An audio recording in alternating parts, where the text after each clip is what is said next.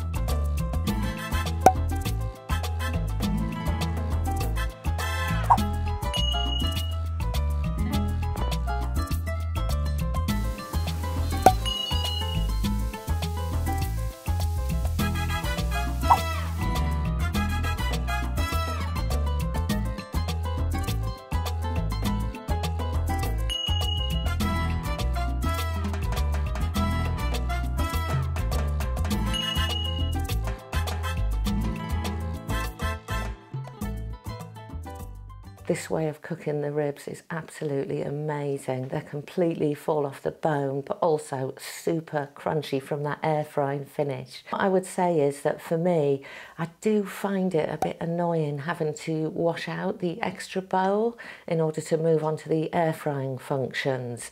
It may not be a problem for you, I'm maybe just a bit lazy. So what I've done is got myself a new piece of equipment to speed things up, and as promised, here it is. It's just a spare bowl. So I've now got a spare bowl for the 8-litre Instant Pot Duo. They're very low cost actually, and it gives you a lot of options when it comes to cooking with the Instant Pot. So I already did this with my old Instant Pot Duo 6-litre, but with the air fryer it really does make a difference to be able to pop out the ribs in this case, and then be able to just pop in a new bowl, put in the air fryer basket and get those ribs browned.